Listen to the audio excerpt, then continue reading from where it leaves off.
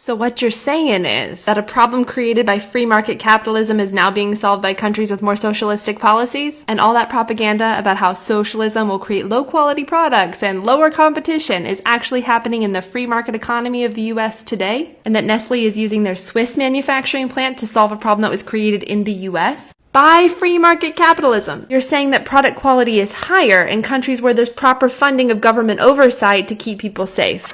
The baby formula crisis in the United States is a great example of how capitalism is a problem in the United States and why we should look abroad for better ways to conduct our economy. There are a lot of people on the right, especially, who try to demean and criticize the way Europeans handle their social system. It's often attacked as being too liberal and even socialist in some circumstances, but really it's not. I wish it was, but it's not. However, there are more robust social safety nets and a better bureaucracy that helps prevent things like the one we're seeing now in the United States with baby formula happen there. And this isn't to say it's foolproof, but what we see right now playing out in the United States, that people can't find baby formula because of a problem at the manufacturing plant, is a great example of why we should do things differently. Because major corporations won't just do that out of the kindness of their heart or because it keeps them successful in a free market. Maybe we should stop teaching that every social policy will create socialism and that it will be bad for us. So let me explain what happened first.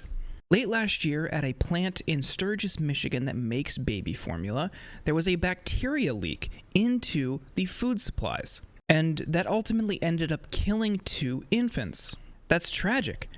But what makes it even worse is they knew this was happening, and people tried to sound the alarm. A whistleblower even sent a 35-page report to the FDA and the CDC before those 2 infants even died. It detailed exactly how bad the conditions were in that facility and the health and safety precautions that weren't being taken. But that whistleblower's report never made it to the desks of people at the FDA. They're now saying it got lost in the mail. While that might be unlikely, we don't know exactly why those whistleblower complaints weren't heard and acted on. And then this continued on for months. Earlier this year, people finally started to take notice, and now we're seeing all of the product being pulled off the shelves, which now creates a shortage. So we're now having to fly in baby formula from Europe. And this is an example of why the US lags behind the rest of the developed world in so many issues. I've talked about this a lot in these videos, but here's just another example.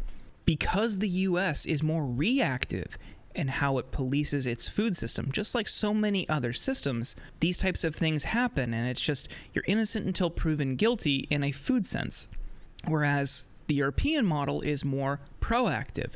You have to prove its safety before you could take it to market. And when the FDA is neglecting investigations into food facilities, this is the outcome. And also, this first shipment of formula is mainly going to hospitals, so let's make sure that these parents are not getting charged medical bills for the formula, okay? Please? Please?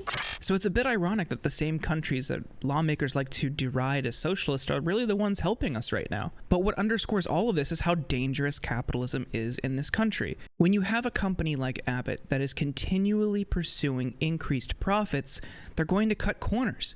We see it in all industries, and this is no exception. But when have you ever seen companies say, hey, we fucked up. We killed a couple people with our product. We were clearly neglecting health and safety protocols. Maybe this isn't our business. Never. That never happens. But it should. But because they're continually trying to increase profits, they're just going to try to reassess, realign, and get back to business. But really, they shouldn't be in this business if that's how they were operating. We don't have proper oversight to make sure every actor is ethical in food and health spaces. I mean, even look at how they responded to the whistleblower.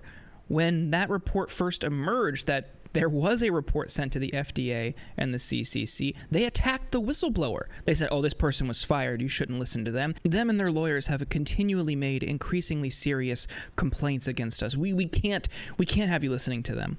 Instead of, oh, wait, yeah, that's right, we did that. Because then that puts them on the hook in a liability sense.